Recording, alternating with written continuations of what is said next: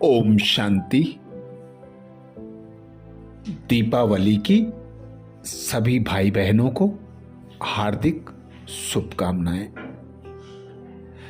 भारत में रोज एक ना एक त्योहार अवश्य मनाया जाता है, किंतु भारत का हिंदू धर्म का सबसे बड़ा त्योहार है दीपावली का त्योहार।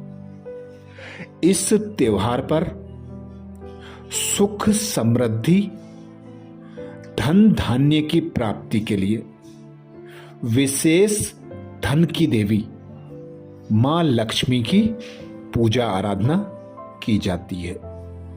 मां लक्ष्मी को प्रसन्न करने के लिए कई दिन पहले से तैयारियां शुरू हो जाती हैं।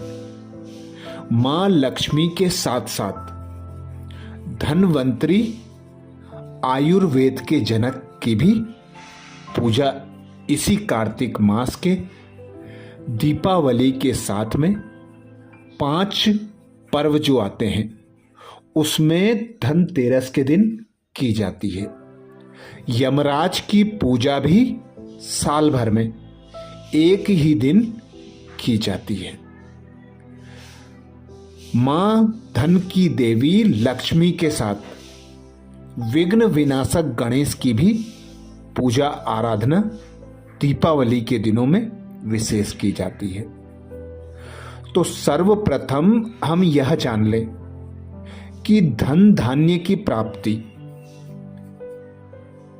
वैभव लक्ष्मी की प्राप्ति, सुख समृद्धि की प्राप्ति सिर्फ पूजा आराधना करने से, घर की साफ सफाई करने से, स्थूल दीपक जलाने से नहीं होगी। इसको वास्तविक रूप से प्राप्त करने के लिए हम ऐसे कौन से कर्तव्य करें, कौन से ऐसे श्रेष्ठ कर्म हैं जिनके आधार पर हमें धन, सुख, शांति सभी चीजों की प्राप्ति हो जाए, जो हमारे लिए अखुट अविनाशी चलती रहे। इसके लिए विशेष हम देखते हैं दीपावली पर दीप जगाए जाते हैं, रोशनी की जाती है। अमावस्या की रात में यह त्योहार मनाया जाता है, अर्थात अज्ञान अंधकार से ज्ञान के सोजरे में जाने का यह त्योहार माना जा सकता है। क्योंकि स्थूल दीप जलाने से घर में रोशनी की जा सकती है, आंगन में रोशनी की जा सकती है, पर हमारे जीवन को रोशन करने के लिए हमें आत्मा की ज्योत जगानी होगी। उस पिता निराकार परमात्मा को याद कर, उस निराकार परमात्मा से ज्ञान धन प्राप्त कर हमें धन की देवी लक्ष्मी को प्रसन्न करने की युक्ति समझनी होगी। क्योंकि सबसे बड़ा जो धन है वह है ज्ञान धन। जिसके पास ज्ञान धन होता है उसके पास स्थूल धन भी स्वतः और सहज खिंचा चला आता है। जिसके पास ज्ञान धन होता है वह सुखी भी होता है, शांत शीतल भी होता है, क्योंकि वह अहंकार में नहीं रहता, मैंपन से मुक्त रहता है।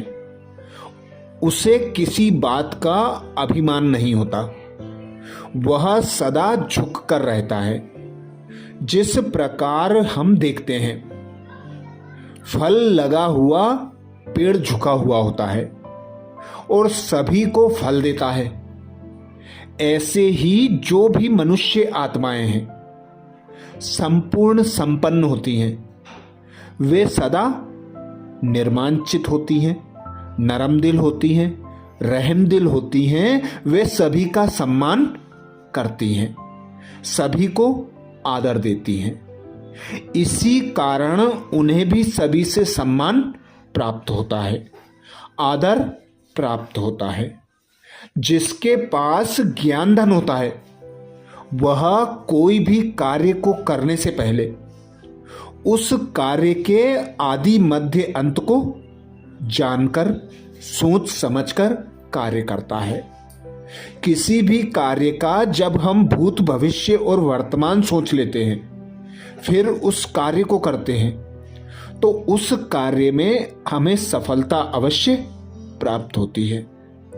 तो इसीलिए हमें इस दिवाली पर विशेष आत्मा की ज्योति जगाना है, ज्ञान धन को अपने अंदर इकट्ठा करना है, ज्ञान का मनन चिंतन करना है, ईश्वरीय ज्ञान से भरपूर बन जाना है। क्योंकि ईश्वरीय ज्ञान ही आधार है सुख शांति का। इससे ही भाईचारा उत्पन्न होता है। क्योंकि कहावत है, हिंदू मुस्लिम सिख ईसाई आपस में सब भाई भाई। इसका आधार भी है कि हम एक आत्मा हैं, निराकार पिता परमात्मा की संतानें हैं। तो हम सब आत्माएं आपस में भाई भाई हैं। जो देह के धर्म हैं, हिंदू मुस्लिम सिख ईसाई, ये सब हमने बाद में बनाए हैं। तो सर्वप्रथम हमारा धर्म है आत्मिक धर्म। जब हम स्वयं को आत्मा स्वरूप में स्थिर करते हैं, खुद को आत्मा अनुभव करते हैं, तो हमें हर एक आत्मा भाई की दृष्टि से ही दिखाई पड़ता है। हमारी दृष्टि वृत्ति रूहानी बन जाती है। तो किसी के प्रति भी हमें घृणा द्वेष ईर्षा नहीं होती। हम सभी के साथ भाईचारे से रहते हैं।